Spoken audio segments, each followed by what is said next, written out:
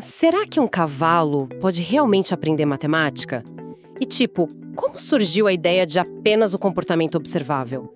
Será que os animais pensam como seres humanos? Olha, essas perguntas são geniais.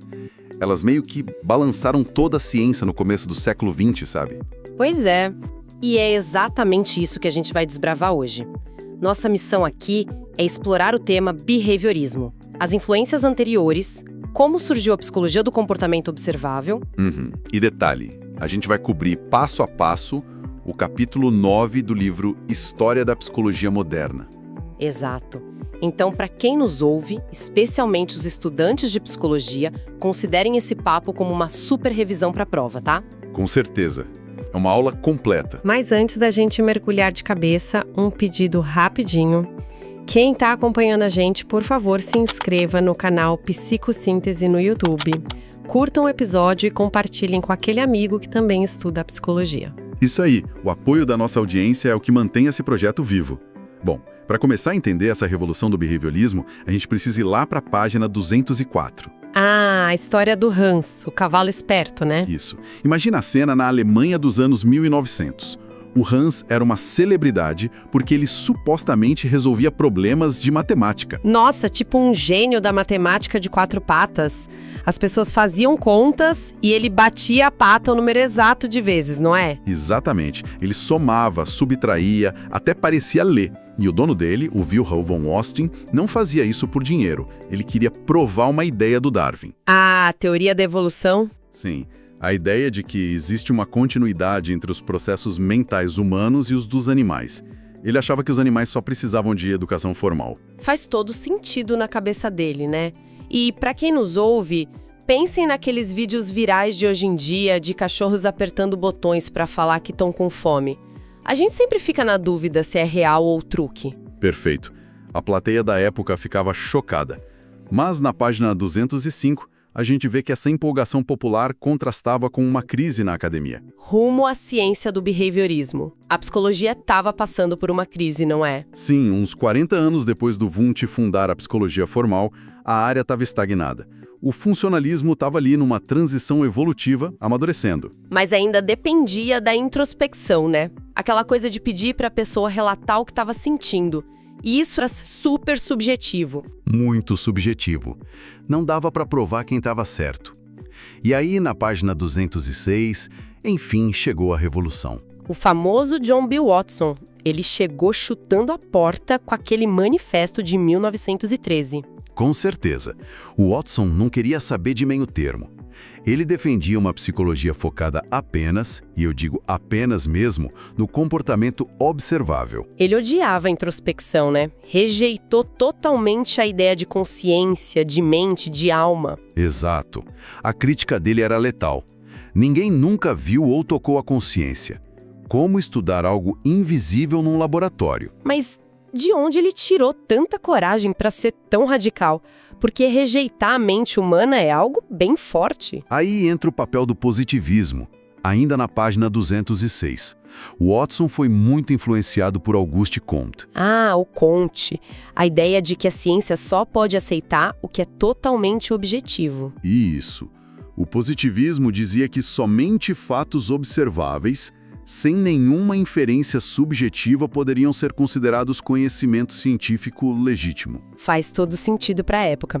Então, vamos fazer nossa primeira revisão rápida para a galera anotar? Vamos lá. Ponto 1. Hans, o cavalo que parecia resolver matemática. Ponto 2. A crise na psicologia por causa da insatisfação com a introspecção. Ponto 3. A revolução do Watson focando totalmente no comportamento observável e rejeitando a mente. E ponto 4, o positivismo de Comte, dizendo que a ciência só aceita o que pode ser observado objetivamente. Fechou o bloco 1. Maravilha! E seguindo na página 207, a gente entra na influência da psicologia animal no behaviorismo. Que foi basicamente a base de tudo, né? Totalmente. Foi o antecessor mais importante do Watson. E tudo isso como um desdobramento da teoria evolucionista do Darwin. E aí surge aquele nome Jacques Loeb e o conceito de tropismo. Explica isso pra gente. O Loeb propôs esse conceito de tropismo, que é a ideia de que os animais reagem automaticamente aos estímulos do ambiente. Espera, então para ele o animal era praticamente uma máquina biológica, reagindo de forma involuntária, sem consciência nenhuma. Sim, reações forçadas, mas um detalhe importante, ele ainda acreditava numa certa memória associativa para os animais que ele considerava superiores. Entendi. Aí a gente avança para a página 208. Ratos, formigas e a mente animal. Exato. Começam os estudos práticos. O Willard S. Small foi o cara que introduziu os labirintos para ratos. Inspirados naqueles labirintos turísticos da Inglaterra, né? Muito curioso isso. E teve os estudos com as formigas também. Sim, o Charles Henry Turner fez pesquisas brilhantes sobre o comportamento das formigas. Mas é engraçado que, no começo, mesmo usando ratos e labirintos, eles ainda usavam termos mentalistas, né? Falavam de emoções dos bichos. Pois é, e na página 210, o livro mostra que não era fácil ser um psicólogo animal naquela época. Eu imagino. Os reitores das universidades deviam achar uma loucura. Eles achavam que a área era literalmente mal cheirosa, muito cara e sem nenhuma aplicação prática. Que barra! O próprio Watson e o Robert Yerkes lutaram muito por verbas e espaço. Muito. Mas na página 211, começa a busca por uma psicologia animal mais objetiva. Eles foram fundando revistas, melhorando os controles experimentais. E essa objetividade toda nos leva de volta ao caso do cavalo Hans. Como é que eles resolveram esse mistério? O desfecho do Hans, ainda na página 211, é sensacional. O psicólogo Oscar Pfungst foi investigar. E ele descobriu a verdade, né? Que o Hans não sabia matemática nenhuma. Exato. O cavalo reagia a pequenos movimentos involuntários com a cabeça feitos pelas pessoas que estavam fazendo a pergunta. Nossa, então se a pessoa não soubesse a resposta, o cavalo também errava? Sim. Ele foi condicionado a bater a pata e parar ao menor sinal visual de relaxamento no ambiente. Puro condicionamento visual. Sensacional! Isso prova o ponto da observação objetiva. Vamos revisar esse segundo bloco para quem está estudando? Vamos lá. Psicologia animal como base do behaviorismo. Tropismo de Loib. Respostas forçadas e automáticas a estímulos. E o pioneirismo com ratos em labirintos e formigas. Os desafios da área, com a falta de verbas e espaço. E a verdade sobre Hans. Puro condicionamento visual aos movimentos involuntários humanos. Bloco 2 garantido. E antes da gente entrar nas famosas caixas problema, um lembrete rápido e animado. Opa! Quem está precisando desesperadamente dessa revisão para passar nas provas, não esquece de se inscrever no canal Psicossíntese, curtam o vídeo e compartilhem com os colegas de sala. Ajudem a gente a continuar trazendo esse conteúdo mastigado para vocês, quer dizer, para nossa audiência maravilhosa. Isso aí. Bom, página 212, Edward Lee Thorndike, a aprendizagem objetiva. O Thorndike tem uma história engraçada. Ele lia William James, mas não tinha espaço no laboratório para criar os pintinhos dele. Eu lembro disso. Ele teve que criar as aves no porão da casa do próprio William James. Imagina o cheiro. Pois é, e apesar disso, ele criou uma teoria de aprendizagem extremamente objetiva e mecanicista. E aí na página 214 entram os gatos e a famosa caixa problema. A caixa de ripas de madeira, imagina a cena. Um gato faminto preso ali dentro, precisando puxar uma alavanca para conseguir chegar na comida que está lá fora. O gato ficava louco ali dentro. Ele introduziu o termo aprendizagem por tentativa e erro. Que ele preferia chamar de tentativa e sucesso acidental, né? Exato, porque o gato batia em tudo até acertar o trinco sem querer. E, ainda na página 214, vem o conceito mais importante dele. O conexionismo. Conexionismo? Deixa eu ver. Em vez de associar ideias subjetivas, ele estudava a conexão entre o estímulo e a resposta. Perfeito. A conexão objetiva entre a situação, que era a caixa, e a resposta, que era puxar a alavanca. Nossa, isso muda tudo. A gente sai das ideias invisíveis lá da mente para focar em ações visíveis que podem ser medidas e quantificadas. É o abandono total da mente no laboratório. E na página 215, ele formalizou isso nas leis da aprendizagem. Qual foi a lei principal dele? A lei do efeito. Ela diz que qualquer ato que produza satisfação numa situação fica associado a ela, aumentando a chance de se repetir. Ou seja, se o gato puxa a cordinha e ganha comida, ele grava essa ação. Se dá errado, ele apaga. Exatamente. E tem a lei do exercício, onde a repetição pura e simples fortalece a associação. Fechou. Hora da revisão do bloco 3. Primeiro, Thorndike e os pintinhos no porão e depois os gatos. Segundo, a caixa-problema e o estudo por tentativa e erro. Terceiro, conexionismo, que é a ligação objetiva entre estímulo e resposta. E quarto, a lei do efeito, onde respostas bem-sucedidas são gravadas e falhas são apagadas. Muito bom.